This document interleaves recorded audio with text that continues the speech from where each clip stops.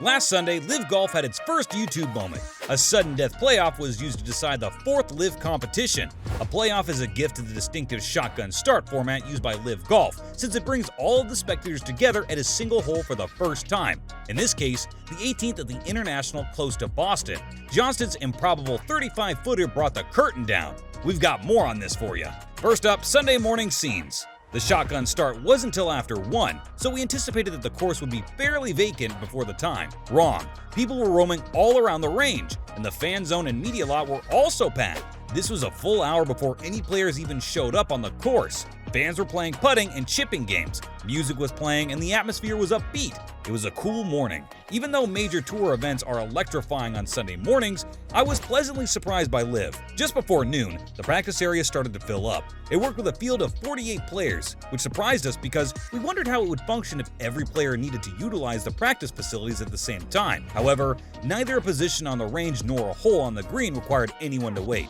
On the range, players were arranged by the team, and there was a calm atmosphere. Cameron Smith approached Lee Westwood and attempted to pull his socks down. A handful of the caddies lingered together while Smith grooved to the music emanating from the speaker.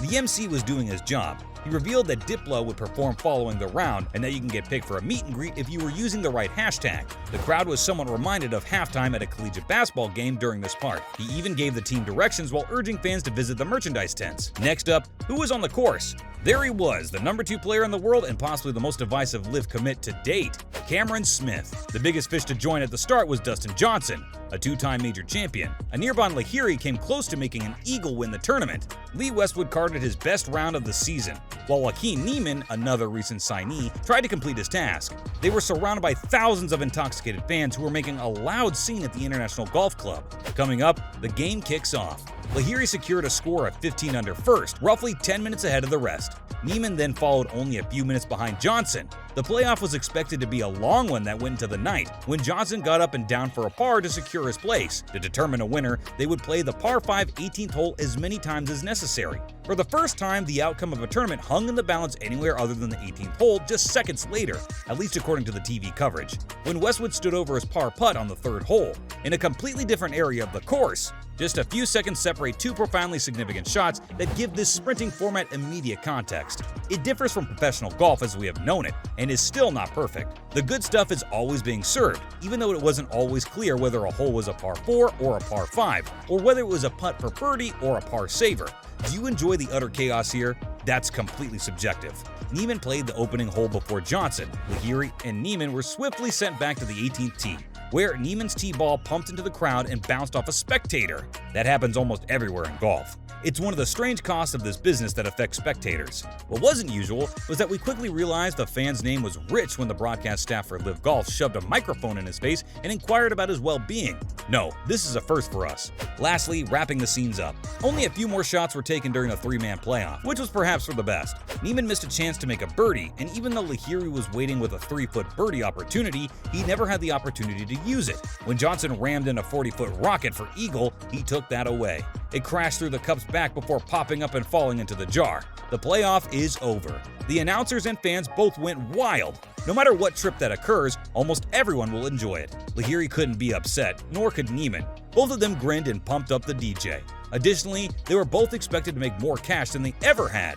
Up until this point, LIV Golf competitions have only been about cash. In the opening competition, Charles Schwartzel completed a quiet bogey in London to secure a victory. After that, his winnings were mostly in the spotlight. In Portland, Brandon Grace prevailed by 2, although it never seemed that close. The LIV Golf competition in New Jersey was also won by Henrik Stenson by 2 strokes. Only Stenson practicing a jab at the cameras about losing his Ryder Cup captaincy seemed to be the only tense moment along the road. Through 3 competitions, the focus was primarily on the money, with little discussion of the shots and even less on the courses and holes where the winners were located. That changed, albeit barely. Is this how the world wants to watch golf being played? That's completely everyone's own choice. What we know for sure is that a lot of people who went to the event hating on LIV came out as big fans of the league.